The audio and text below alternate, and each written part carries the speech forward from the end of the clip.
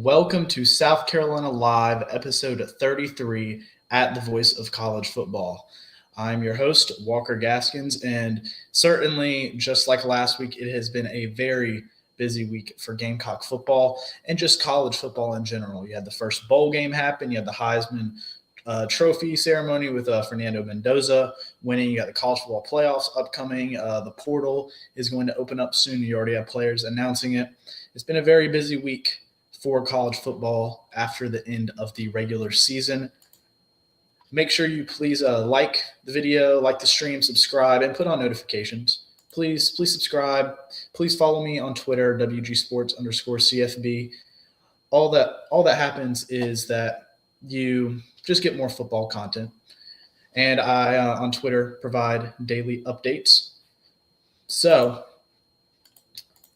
before I wanted to start, I just wanted to say, obviously, a lot has happened in the past week and just the world in general. But with the Gamecock community, this morning, sadly, we learned of the passing of former quarterback and just Gamecock great Steve Taneyhill. Just an absolute Gamecock legend back whenever he played, some notable and unforgettable moments, especially when he led us to our first bowl game victory. So just prayers to him, his family. Very unfortunate that happened this morning, but just want to take a moment to remember a Gamecock great. But without further ado, let's get into this. So after a long coaching search, we finally brought probably a lot of people's first targets out of all the candidates for the assistant coaching staff that we got. First of all, we had offensive coordinator Kendall Briles, who was at TCU, formerly Arkansas, Baylor, a bunch of other places. Definitely a step up when it comes to college experience and just college play calling in general. You look at what he did at Arkansas 2022, 2023 with KJ Jefferson. You look at the experience he's got around the country. It definitely makes you feel better than our past offensive coordinators, especially our most recent one. You bring in an offensive line coach that I see a lot of people on social media pointing out statistically he's not the greatest. He's not one of the top offensive line coaches, which I'm not going to disagree with you there. However, I don't think people realize, especially I've seen a lot of TCU fans on X saying, y'all don't realize how bad your offensive line is going to be. With all due respect, you haven't seen our offensive line in the past couple of years, especially these past 2 years and this season. So Randy Clements, you bring in a guy who not only are you already feeling like we've already hit rock bottom, we can only go up, but this is a guy who's worked with Briles before. They don't need to get connected again, or they don't need to learn each other, get a feel for each other. These guys have worked with each other in multiple places. Baylor, where they're both on the offensive staff under Kendall Briles' father, Art Briles. Houston, TCU last season. So they definitely already have that connection that really it's just one less thing you have to worry about in an off season that for coaches definitely feels like it's not long enough, especially when you're trying to develop and revamp your entire offensive staff. And then, of course, you bring in – this is my favorite hire out of all of them. I love all the hires, but this is my favorite. You bring in Stan Drayton, the running back coach from Penn State. I'm so excited about this new coach. Coach Drayton, he's coached some legends. He Bijan Robinson at Texas, Ezekiel Elliott at Ohio State. You wonder who was the running back coach at Penn State when Nicholas Singleton and Katron Allen both rushed for over 1,000 yards last season and got them to the college football playoff semifinals. That was Stan Drayton. This guy's been all around the country. Not only have developed great backs at every place he's gone, but he recruits very well. Last stream, episode 32, we kind of went into his recruiting profile. Cam Newton at Florida. Stan Drayton recruited him. Ezekiel Elliott. These big-time names, some of the most iconic names in college football in the past decade, Stan Drayton has recruited. And that's definitely a far cry, an absolute far cry from what we've had in the past 2 years and just under the Beamer era as well. Because under Shane Beamer, when was really a running back? When did we have a running back that we recruited out of high school that really popped? I mean, you had Kevin Harris, you had Zaquandre White at the beginning. Those were guys that Beamer was that were already at the program when Beamer came in. You have Rocket Sanders, right? You bring in Jawarn Howell, you bring in these guys from the portal, but we've never really had a notable high school back. The closest thing being Matthew Fuller, and he still has not reached his ceiling yet, which, of course, this was his first season. But considering the fact that we hadn't signed a high school back under Marquell Blackwell, it's definitely a huge step up with Stan Drayton. And then with all of this being said, Sean Elliott is going back to coaching tight ends and being the run game coordinator, which I personally like. I'm glad he's still staying there. I think he did very well with it this year, considering everything else that was going on with the staff. And I think that's something that just absolutely doesn't hurt whatsoever. It's good to have Elliott, a guy who loves this program so much, back into that position. But next thing, we have a lot of player movements when it comes to South Carolina, and obviously football in general, right? The portal season is upon us. But let's just kind of take a deep dive into the player movements in Columbia. So we do have some departures so far as of now. This list is definitely subject to be updated. Kicker and punter Peyton Argent, the walk-on. Xavier Hardy, the defensive lineman. Amazon Littlejohn, the wide receiver. Offensive lineman Nick Sharp. Tight end Michael Smith. Linebacker Jerron Willis. And just today, actually, offensive lineman Mac Walters. So those are some guys that have moved on from the program. And I wish them the best of luck in wherever they go.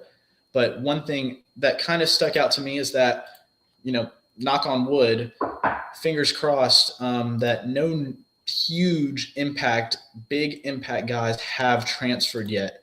The closest thing you could say was Michael Smith at tight end, who definitely had a high ceiling. Jerron Willis was definitely a guy who's been with the program for a long time. Nick Sharp was a guy who is very well sized and has experience on the line at other places. Look at his career at Wake Forest. He did very well there before transferring to South Carolina. But we haven't seen names like Nick Harbor, like Dylan Stewart, big names, Judge Collier, who have entered the portal, which, knock on wood again, hopefully that doesn't happen. But I think that's just a testament to the guys that the South Carolina coaching staff and Shane Beamer brings into the program. I mean, Beamer talks about the culture within this program constantly. And I think every day that we see how this team responds together, despite a 4-8 season, which is the worst record under Shane Beamer, where we were a preseason top 15 team, I think if we stay on pace when it comes to the transfer portal right now with retaining our talent, I think that's just another strong testament to how well Shane Beamer has built a program in an era where unloyalty, NIL, doing what is in the players' best, what they think might always be in the players' best interest. It's definitely a testament to what he's done in Columbia. Now, there are some other guys leaving, not through the transfer portal, though. Two guys who've announced it so far, Jalen Kilgore, defensive back, but he played a lot of nickel at South Carolina, and then Brandon Sisse, who is also another defensive back. So that's definitely a big loss for our South Carolina secondary. And I'm going to go ahead and pull up Jalen Kilgore's stats because I just want to take a moment to highlight Jalen Kilgore. He's been one of the most fun guys to watch on this Gamecock defense and just in the Gamecock team in general over the past couple seasons. I mean, 2023 freshman All-American, 76 tackles, which might have been a team high or was one of the leading tacklers, if not the leading tackler for South Carolina in 2023. And then 2024, he picks it up, gets all second team, all SEC honors, a career high 5 interceptions. My favorite one being that interception against Missouri late in the game. And then this year as well, in a year where the defense has had a lot of short fields, been on the field way too long, he continually stood up and was a proven leader for this defense. So just a big shout out to Jalen Kilgore, an absolute amazing guy. It's been really fun to watch him develop as a player in Columbia, as well as him and his brother playing together, Gerard Kilgore as well. So I'm really looking forward to seeing him and Cisse, who transfers from NC State after last season. I'm definitely looking real forward to seeing these guys play on Sunday. Just absolute stars. That's all I can really say. Just absolute stars at South Carolina, and I wish nothing but the best. I mean, South Carolina has been producing defensive backs like crazy under Beamer in the past couple years, and just even in the Muschamp era as well. So it's great to see two more guys from South Carolina who are going to go make an immediate impact and a big impact wherever they go in the NFL. Now, on a little bit more of a positive note, I imagine we're all probably wanting to hear who is returning right now. Here are the announced returnees. First of all, Brady Hunt. I reported it on Twitter, X, just yesterday. Wes Mitchell was, I think, the first with the news. I'll go ahead and pull up Brady Hunt's stats right here.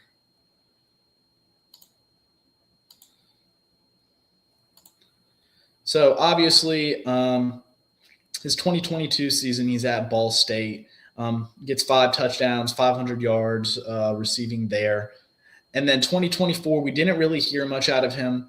I thought at the end of last 2024 season that he was actually going to transfer out. That was just my guess because I never really saw much from him in the 24 season. But this year, he took a slight step up, definitely became one of the more experienced guys in the locker room. Now, I know 21 receptions for 170 yards and 0 touchdowns isn't much to talk about, especially for a whole season. But you also just have to remember everything that's going on with how this offense has been the entire season. But my thing about Brady Hunt is, first of all, this is experience at the tight end position that we really don't have. You have Michael Smith, who left the program mid-season. You have Jordan Dingle, who transferred from Kentucky last season, who's now out of eligibility. You have these guys who are leaving, and now you have definitely a much thinner tight end room. You bring in Caden Ramsey from the high school recruiting path. But this is a guy who brings a little bit of just leadership, not only to the tight end room, but also just the entire offense and team as well. And definitely it's going to be really fun to watch. Just right now, if I had to make a bunch of early predictions on who might shine next year, I think Brady Hunt could be one of those names in the conversation. He's shown the potential to make those big playmaking plays where especially that first drive against Virginia Tech, where we thought the South Carolina offense was about to be the biggest thing since 2019 LSU's offense, right? We all had our hearts were probably racing after that first drive, but Brady Hunt, I mean, he showed the playmaking ability there. I think that when it comes to his pass catching production, I think a lot of it is just scheming and how well coached he can be, which I certainly have more confidence with Sean Elliott, with Kendall Briles, now being the 2 guys who will probably be most involved with coming into the 2026 season. And then, of course, you can't – I know it's not on here statistically, but his run blocking ability. These past couple years, he's been a great run blocker. So he definitely contributes more than just the pass catching ability. He reminds me of Travis Kelce, I'd say, a little bit of the ways. And just his ability to – now I know Kelsey's definitely a better pass catcher as of now, but I think Hunt has that potential. And I think both of them are good run blockers. So I'm really excited to see Brady Hunt return. And I think this guy has a lot of potential for this South Carolina offense coming into 2026. But then you have a guy who you might know, you might not know, Lenore Sellers, the star quarterback, the star player of this program, returning for the 2026 season. Now, I can talk about the stats. I can go ahead and talk about um, all the clutch plays he's made. I can go ahead and talk about how he underperformed this year in 2025. But I just want to say we've seen what Lenore Sellers can be. We saw it in 2024 under an offensive coordinator by the name of Dowell Loggins, App State head coach. Now, we know what this guy can be. We know whenever he's playing well and he's being coached well by the right people, he's one of the best deep ball throwers in the country. He's the best rusher, the most athletic quarterback in the country. In all of college football, he can be the most dangerous player in college football when given the keys to do so. And you look at how he did under Loggins, it makes me think just early on, haven't even really gone into much. I haven't gone into much detail about it. Kendall Briles has a better career at the collegiate level than Dowell Loggins.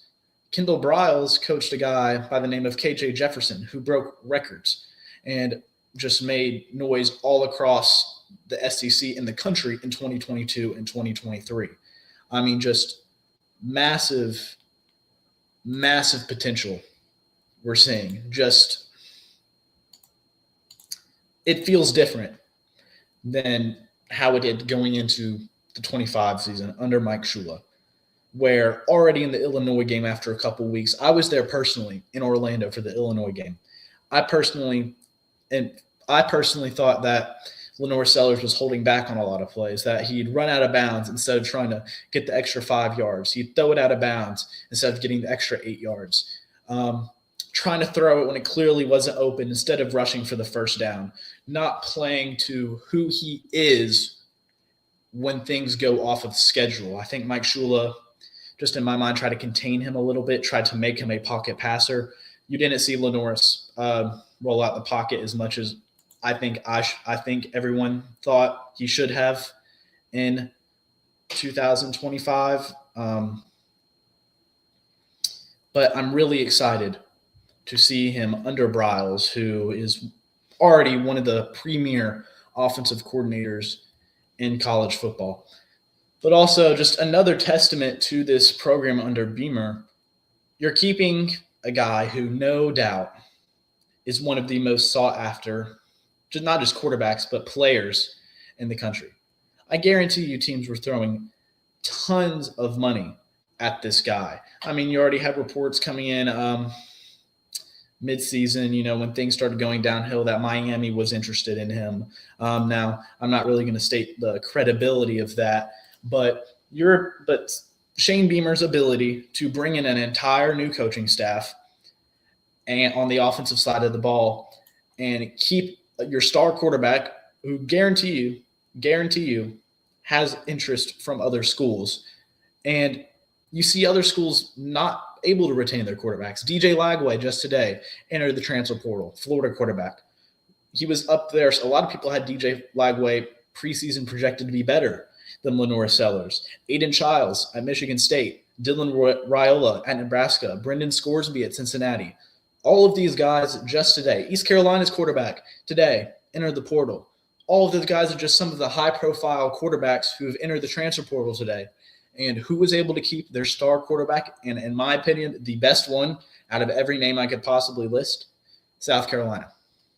South Carolina was able to keep their guy. South Carolina was able to keep their star, and he's going to be returning for the 2026 season, where I already promise you, I'm going to call my shot now.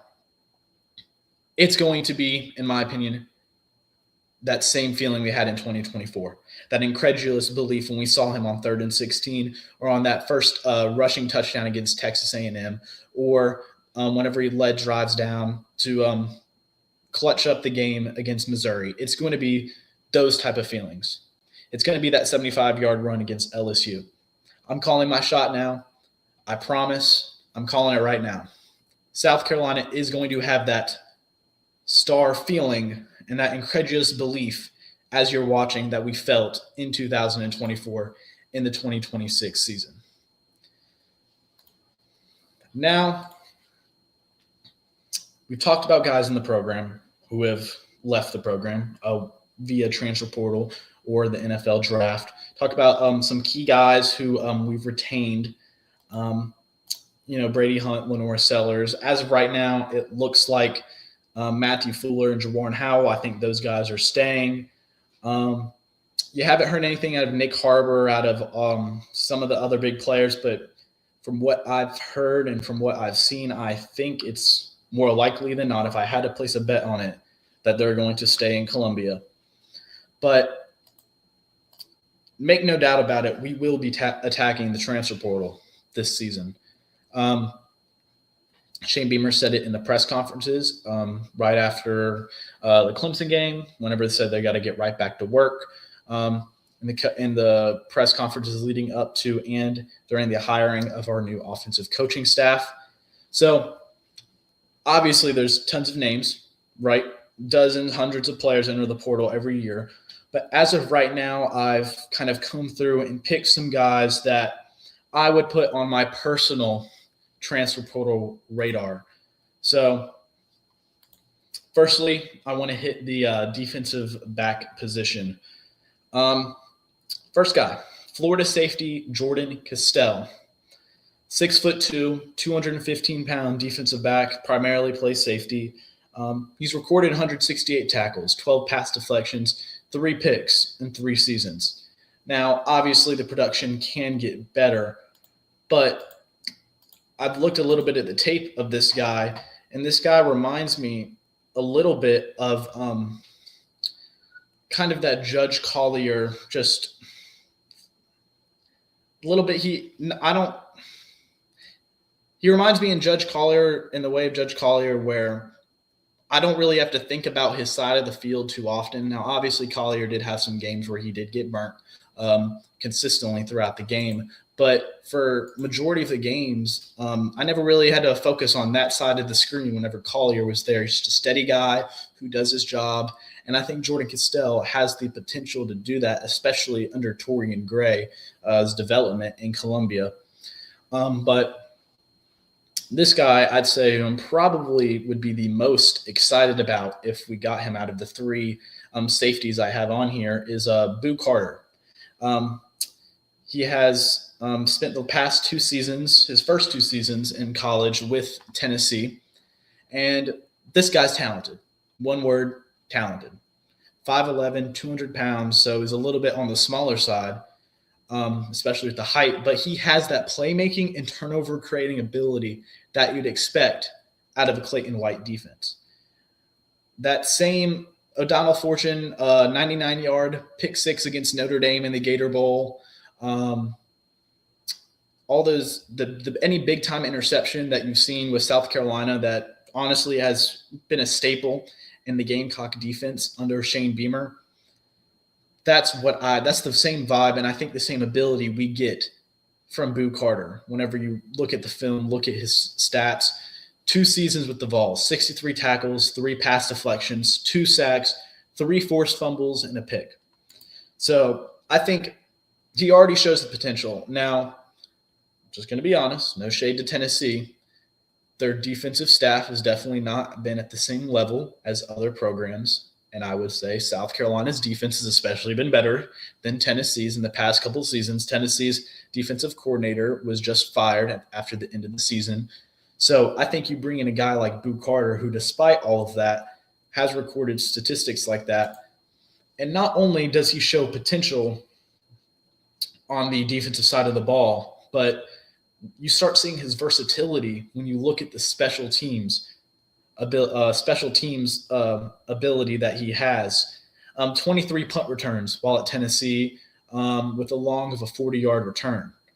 Now, might be somewhat impressive. You might not bat an eye to it, but one thing that can be said about South Carolina and Shane Beamer likes guys who can play in multiple ways, who can contribute in multiple ways, who can be on the kickoff team and also on defense, can be a wide receiver and on the punt team, guys who contribute in more ways than just one position, their primary position.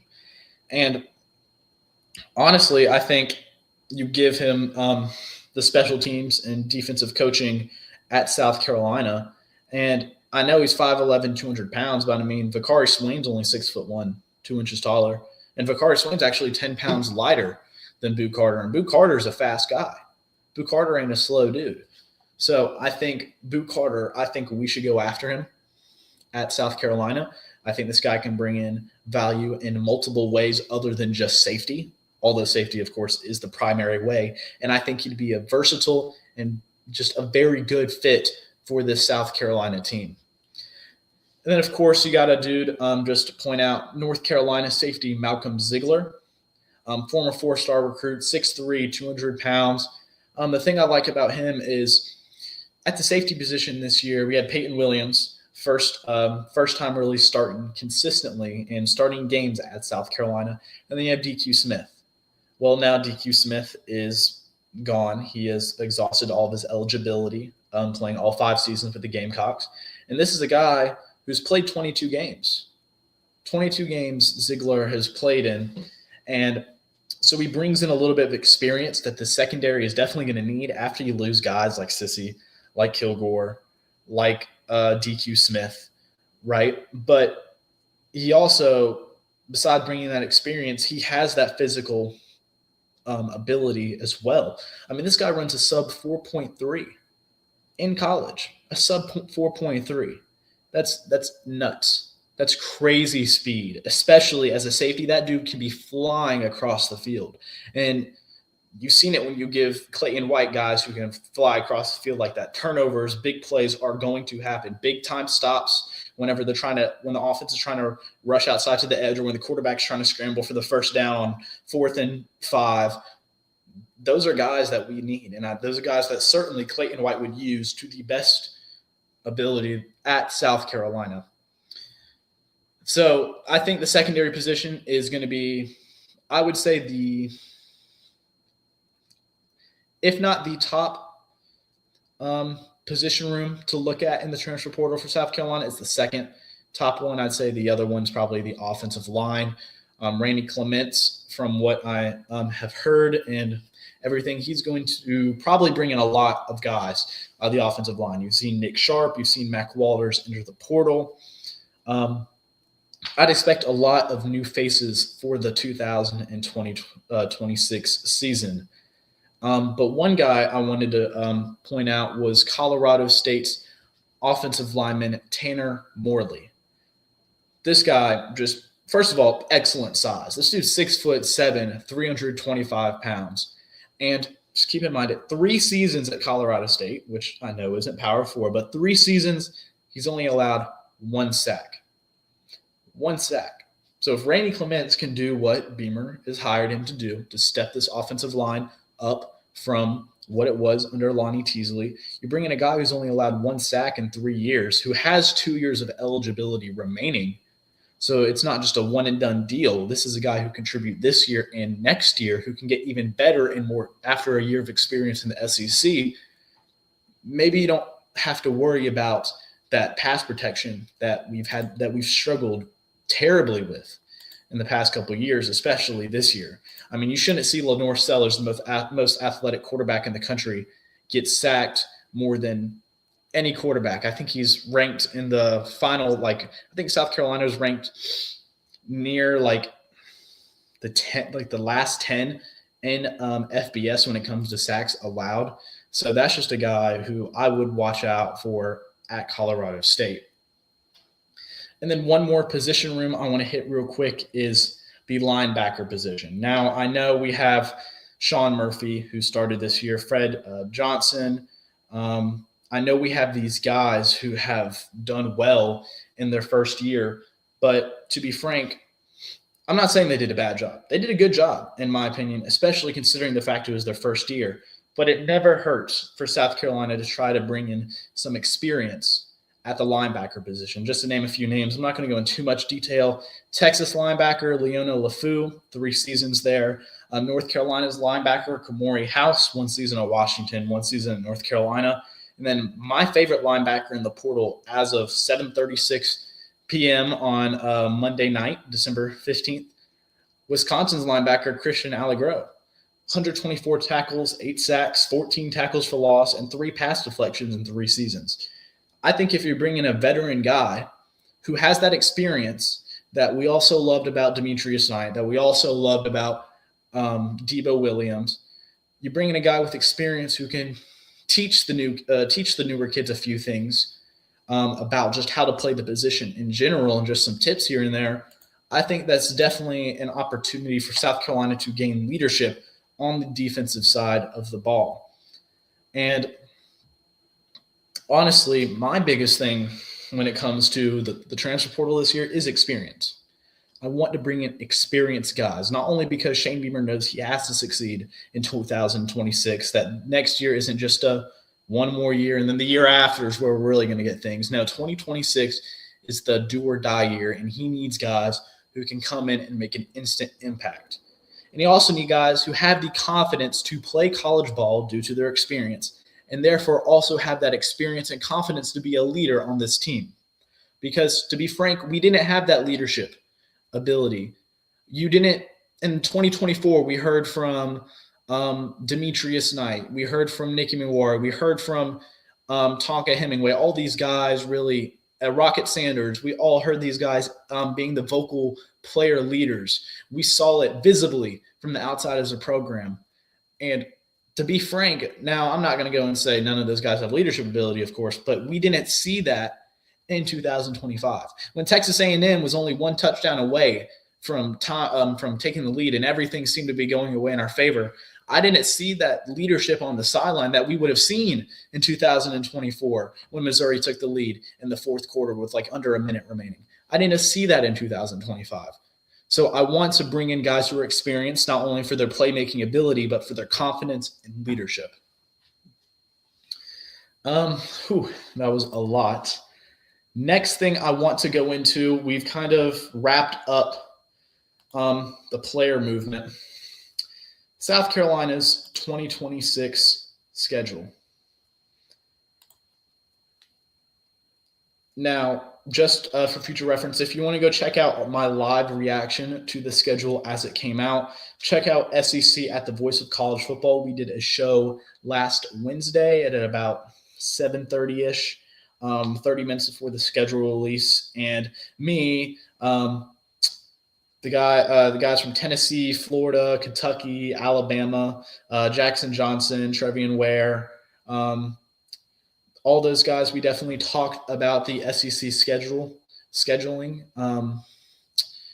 So that was definitely fun to see. So please go check that out.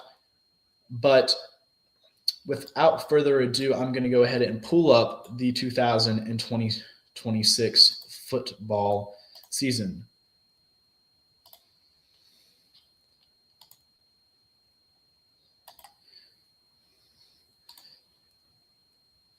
And just a shout out to Todd Wynn. Go Gamecocks, certainly. We appreciate having you here today. Hope you're enjoying the show so far. Just to go through the season, you start with 3 home games: Kent State, Towson, and Mississippi State. Now we all probably wondering, if you haven't kept too up to date with the scheduling aspect of South Carolina football, where did Kent State come from, right? I haven't heard of this team coming up until now. Well, before we announced it, we moved to a 9-game schedule. We originally had a home-and-home series starting this upcoming season in 2026 with Miami. So Miami would have came to South Carolina, but because of the 9-game conference schedule, we decided to take them off because having to play 10 Power 4 opponents, 11, is very crazy. So we bring in Kent State to open the season on September 5th. So you have Kent State, Towson, Mississippi State. Period. Stop there. Timeout. Really like this opening for the Gamecocks. Really like this opening. The schedule in general is much more favorable than I've seen in years past. But these first 3 games, I really like. I think we got a good deal with this because you have 3 home games. First, just talk about the first 2. You have first 2 tune-up games, basically. All due respect to Kent State, all due respect to Towson, tune-up games. You're bringing an entire new offensive system, new offensive coordinator, new running back coach, new offensive line coach, who all have to get experience on how they work together on the sidelines and during a live game. You have 2 games to start out 2-0, build some momentum, build some confidence, figure out who your guys are on offense, figure out how you work on offense. And then you have a home game against Mississippi State. Now, make no doubt about it, anybody can beat anyone any day in the SEC. But Mississippi State is definitely one of those teams who definitely want on the more favorable side of your first conference opener or your conference opener in 2026. So best case scenario, obviously, you start out 3-0. Next game, this is your true huge test because Mississippi State's obviously a test. It's the SEC team, but at Alabama. Now, obviously, the past 2 years have been excruciating, painful fourth quarter losses against the Tide. Both times I just stood there incredulous at what just happened. We snatched defeat from the jaws of victory. It felt like.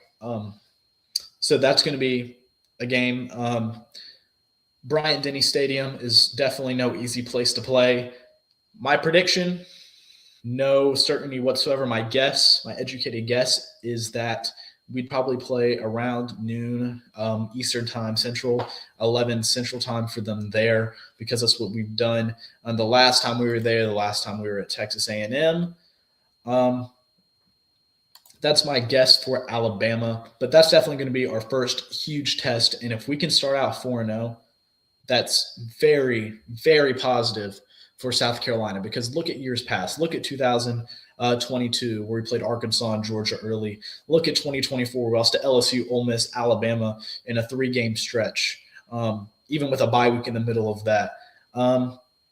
Look at 2025 where we started out 2-0 and then we kind of blew it, which of course wasn't a good season in the end. We have not had early season starts that were strong. We have not had strong early seasons. South Carolina has always been a team that has got better as the season progressed. Beamer has said that, and undoubtedly with no doubt that is a fact. But this is definitely an opportunity to start out strong. So that's the month of September. Kent State, Towson, Mississippi State, and at Alabama. And then now diving into October, you host Kentucky at Williams-Brice. So you come home after going to Tuscaloosa, and then you go to Florida. Make no mistake about it. I understand it's John Summerall's first year coaching at Florida, but by then he's going to have a little bit better idea of how it's like coaching in the SEC. Gainesville is never going to be an easy place to play. Last game we played with them, they smoked us in Gainesville. We didn't score a single offensive point. Now, of course, that was the year where the very next week we scored 63 on Tennessee, so maybe it was a good omen at the time or something that worked out for our benefit, right? But Florida is a tough place to play. We haven't played there much. Beamer has not been in Gainesville much as the South Carolina head coach. Definitely a place we're not familiar with, although Florida is now one of our permanent opponents for this schedule cycle that the SEC has made. So it's going to be very interesting to play that. Obviously, John Summerall has a year to get a new quarterback in and a new offensive system and who he likes. But I'm definitely liking the fact that DJ Lagway is entered the portal as a South Carolina fan from that type of standpoint because I don't want to play DJ Lagway no matter what team he's on. Florida, if he transferred to Oklahoma next season, if he transferred to Clemson, especially Clemson, this is a guy I really don't want to play who has really a lot of potential. If people want to say that DJ Lagway is not a good quarterback, I'll disagree with you, and I will personally verbally debate you about that because this is a guy who I think just needs a fresh start. Just same way Jaden Daniels left Arizona State, went to LSU, and had a Heisman season, just record-breaking seasons. I think DJ Lagway, if I had to put my money on it, I think he's going to have that same thing. I really like DJ Lagway as a player, as a person, and I think he's going to do great things regardless of whether he's at Florida or not. But that's definitely good news from a South Carolina fan standpoint. Now, you have your bye week, which I want to note, we're the only team in the SEC who has a bye week directly in the middle of our schedule. So we have 6 games, 1, 2, 3, 4, 5, 6. Bye week, 1, 2, 3, 4, 5, 6. So just a little bit, finally getting a little bit of leeway. We're not getting the short end of the stick. Finally, it feels like because South Carolina schedules. I mean, this one obviously isn't a cupcake schedule, but it's easier than I think any one we've had under Shane Beamer. So that's definitely something I like. Hello, Halo Master. Nice seeing you from Florida. Appreciate you watching today. Haven't been in games with myself, so I can't comment on whether it's a hole or not, but it's certainly a tough place to play, no doubt about that. Next game, October 24th, Tennessee. Tennessee comes to Williams-Brice. Obviously, Josh Heupel is no doubt he's a good coach, and no doubt and without a doubt, he's probably going to use that memory of the last time they went to Williams-Brice in 2022 to try to motivate that team, especially if Tennessee starts out with some strong momentum. They don't want to have that same kind of college football playoff knocking off that they had in 2022. So that's definitely going to be a game that Tennessee and South Carolina have never been the closest fan bases, of course. Definitely a little bit of tension there between the two. So it's definitely going to be a fun game. And then next, to end the October month, you go to Oklahoma. Now, obviously, the last time we went to Oklahoma, we whopped them, but then they came right to Williams-Brice this year, and they whopped us. So it's going to be very interesting. No doubt it's going to be a hostile environment. I think one of the keys there is shutting that crowd down early. We saw how we did it in 2024. You've seen teams go into the fourth quarter in Norman under Brent Venables. Very, very seldomly you see them win in that fourth quarter when it's close. Norman, got to give it a props to them. You can feel it through the TV. They are an extra person. They are the 12th man on that defense, just on that field in general. But speaking of the 12th man, you have Texas A&M to start November. So Texas A&M comes into Williams-Brice, no doubt about it. Mike Elko is probably in the same way Josh Heupel is going to use that 2022 Tennessee team in my imagination. Mike Elko is probably going to bring in that 2024 feeling as well. It's about the same time they played in the schedule when you look at the 2024 season as well. No doubt about it. That's a tough game. Then you go to Arkansas. So that's definitely who knows what Arkansas could be next year, but just based off of context and just gross generalizations, that's definitely a tiny bit of a breather when it comes to SEC play. Of course, that's relative because Arkansas is obviously not a cupcake by any means, but just relative to the teams you played the 3 weeks before, and especially the team you're going to play the week after that. You play the Georgia Bulldogs. November 21st, second to last game of the season. I personally don't like this. I'm going to be frank with you. I know they're one of our permanent opponents. Florida, Georgia, and Kentucky are our permanent opponents, by the way. I don't like playing them this late. I like to play Georgia. I do. I like the border rivalry. I've lived through it. I've talked to a lot of Georgia fans, and they will say that, yes, although Georgia has undoubtedly been on the winning side of the rivalry, every single Georgia fan I talk to, one of the first things they say when it comes to South Carolina is they always hold their breath when they play. You saw it in 2019. You saw it in 2023 when we were up 14-3 at halftime with Spencer Rattler in Athens during the rain. We definitely always give Georgia a run for their money. But I don't like playing them this late. We've always played them week 2, week 3, a lot of times to open up the conference play, not just for us, but for the entire SEC. But we play them. Not only do I like not playing them late because just something about it. Maybe it's just the fact that I've never really experienced it and I don't really like the idea of changing it. But also, this is without a doubt, an emotional game. And not only are you playing Georgia, but the very next week, you're playing Clemson. You're going to Death Valley in the upstate, that team up in Pickens County, of course. So I don't like the fact that you have two very emotional, high-tense games back-to-back. I mean, let's say you lose to Georgia. You could be deflated coming into the Clemson game. You could be angry and a little undisciplined. You could win the Georgia game, pull up a massive upset, pull up a big ranked versus ranked win if that's how the season pans out. And then kind of lose a little bit of that edge factor going in to Memorial Stadium, which of course is not an easy place to play. We've definitely been affected by it, especially on the offensive line in the past couple times we've been there. So just having two emotional games like that to end the season is something that I'm not looking forward too much to, but it's definitely going to be a fun schedule. This back half, and just talking about the schedule in general now, in the back half, it's definitely the tougher half for sure, but no doubtly, every single game is going to be fun to watch. Now, of course, I'm going to say that no matter what the schedule is, but this schedule is more favorable than any schedule I've seen under Shane Beamer. And I really like that, of course, obviously, because I don't want to get a brutal schedule every year like we've seen in years past. But a few things I want to notice is you look at the permanent opponents, Florida, Georgia, Kentucky. You kind of look at the teams we play. You see a lot of regionality. In the years past, we're going to LSU, going to Alabama, going to Ole Miss, past 2 seasons or so. It's a lot of travel. A lot of travel for these players, for the coaching staff, for each program and all the equipment. And I definitely admire how the SEC tried to take a step in a better direction when it comes to regionality. Not just with South Carolina, but with every team's schedule, especially when it comes to their permanent opponents. It helps with generally the teams closer to you have a more tension and rivalry with, more tradition playing against. Helps with the travel aspect, like I just mentioned. So I like that. And another thing I like is obviously last year, South Carolina, Arkansas, Florida were the 3 toughest schedules.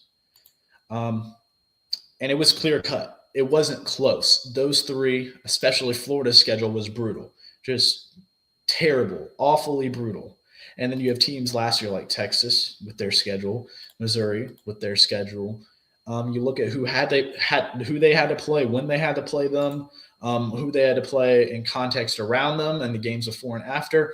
And especially me as a South Carolina fan, but I know I'm definitely Arkansas fans, definitely Florida fans, but just fans of football as well are probably looking at that over the past couple of years and like, whoa, I know we're both in the SEC, but it feels like we're playing a whole different schedule. And I definitely feel they've definitely equalized it in regards of schedule difficulty. So I definitely appreciate the SEC doing that and focusing on regionality. Now, I know I just gave my props to the SEC and their scheduling, but I do want to highlight something which isn't necessarily their fault. It's just something that I'm not worried about. It's just, I don't know if concern is the right word, but it's just something I want to keep an eye on. I think everyone should keep an eye on is the gruelness of this schedule, not just from a South Carolina standpoint, but from an SEC standpoint. 9-game conference schedule, right? It's obviously a step up. You don't have 3 games anymore to where you can kind of take a deep breath. Now, of course, for the sake of the playoffs and the strength of schedule argument, of course, it's a good thing. But you look at teams like South Carolina who play 9 SEC opponents, and then they also have to play Clemson. And you have Georgia who has to play Georgia Tech, who's very good now. Florida has to play Florida State. You have to look at all these teams, and it's just not only does the schedule get more grueling, but for the 2026 season, one thing you notice is there's only 1 bye week. Last year there was 2, or this year there was 2 bye weeks. Now the reason that it switched is due to the how the calendar works. Labor Day next year is a little bit later. I think it's like September 13th or something, if I remember correctly. So because of that, there's only 13 Saturdays. Until like where the end of the season should be, so they can only fit in 1 bye week. So just an extra conference game on top of 1 less bye week. I'm definitely going to be watching for if injuries increase next year, if just how worn out these teams are, especially heading into the postseason or late into the season. It's definitely one of those things you kind of want to keep a lookout for. But overall, as a South Carolina fan, I think all South Carolina fans are probably generally feeling the same thing. They're pretty happy with the schedule. Bye week in the middle. The first half is certainly easier than the last. Not saying any of it's easy, of course. It's hard whenever you're in the SEC. But but you have a very, very good opportunity to start out strong, to do well heading into the bye week. You start out at home. You don't have 2 back-to-back away games. You don't have at Alabama, at Ole Miss, at LSU, at Ole Miss. You don't have those back-to-back games. You never have an away game followed by another away game. And one of them is even followed by a bye week. So our team definitely is put at an advantage in that sense. And I'm definitely looking forward to this season. I think if this offense does a revamp like we hope it does, if this defense can reload and rebuild a little from the talent loss like we hope it does, we certainly have the schedule to take an opportunity of. No doubt about it. This is one of the better hands, I think, that was dealt to SEC teams when it comes to how their teams were scheduled. And I'm really looking forward to seeing South Carolina play in 2026. I know everyone else is. Now, one final thing I want to hit on is just a little offseason progress check. Obviously, it's been like 2 weeks since the end of the season, but of course, a lot happens. And during the offseason, I'm going to do progress checks every now and then, not consistently, of course, just to see where we're at. Maybe after the portal ends, portal closes, and everything kind of dies down, heading into spring ball, post-spring ball, after maybe around media days. So right now, I think Shane Beamer and South Carolina are doing everything that they need to do in regards of getting ready for 2026. First of all, you hire the right coaches. That's a check mark for that box. You bring in an OC with college experience who succeeded not just in the Power Four, but in the SEC with a very similar quarterback, KJ Jefferson, like I mentioned earlier, to who you have now with Lenore Sellers. You bring in Randy Clements, who has experience working with Briles in many places. Houston, Baylor, when they were both working under Kendall Briles' father, Art Briles, TCU, all these different places, right? They don't have to get on the same page. They already know each other. And that certainly helps with how they want to protect Lenore's and how they want to spread out the defense and prevent a lot of these negative yard plays that killed South Carolina in 2025 and also in 2024. It just happened that we were able to get out of a lot of those holes in 24. And then you bring in Stan Drayton, who's one of the best running back coaches in the country. I'm very excited about his hiring, who's developed stars in multiple places across the country and just recruited them at a high level too, which is a far cry from what we've had in the Beamer era so far. So that's the first checkbox is your coaching staff. Next one, you keep the 2026 class together. You finish 4-8, the worst record under Shane Beamer. They commit not knowing who their offensive staff are going to be. You still have a 15th class in the country, 9th in average recruit ranking. You stuff Lane Kiffin in a locker by keeping top 10 quarterback Landon Duckworth, despite Lane Kiffin throwing however much money he was about 48 hours before his commitment. You get a big flip by flipping Julian Walker from Michigan, despite the fact that Michigan was trying to keep him there, that Bill Belichick was. You listen to Julian Walker's head coach at Dutch Fork, Tom Knotts. He was saying, well, during the week heading into the state championship, Julian Walker was nervous because Bill Belichick was kept on throwing money at him, right? So the fact we're able to keep a guy from Irmo, South Carolina, a local guy who is one of the best edge rushers, and he's in a lot of most industry rankings, he's not either 1 or 2 in the state. You flip him from Michigan. From what I've heard, we're going after 5-star edge Carter Meadows, who's committed to Michigan. But, of course, you hear all the drama going on with Sharon Moore and everything. So that's definitely something to keep an eye after, keep an eye on.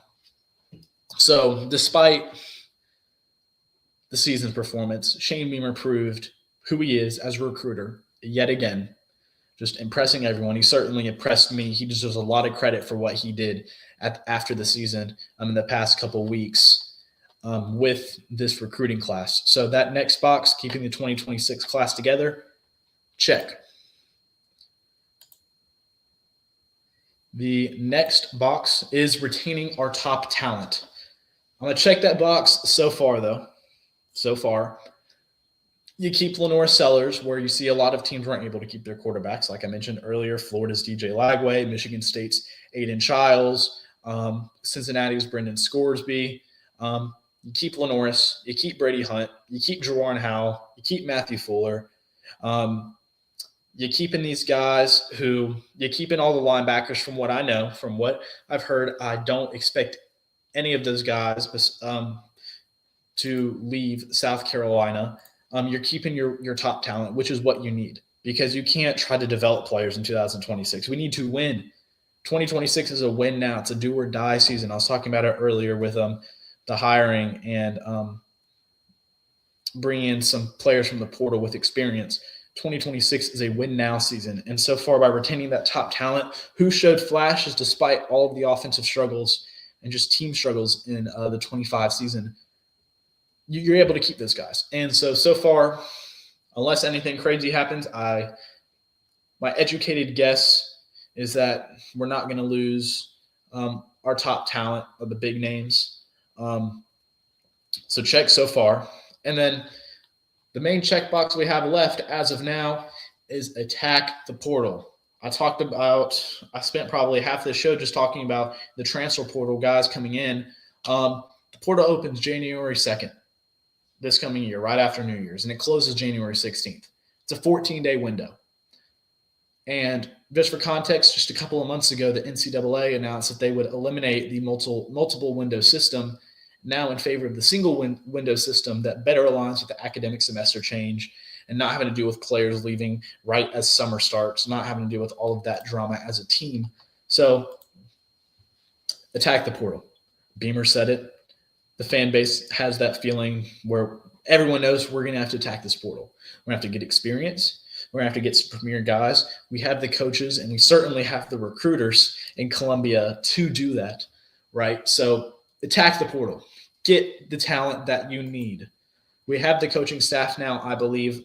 I'm pretty much bought in on this new coaching staff after listening to their interviews, their first pressers, just reading up on them. I'm certainly very positive. Have a lot of early positivity about the 2026 season. So that's the off-season progress check. We're going to keep doing this somewhat semi-often as the off-season progresses, heading into the portal, spring ball, summer media days, and of course probably one last one with the preseason talks and everything. So with that being said, we have certainly had ourselves a episode tonight.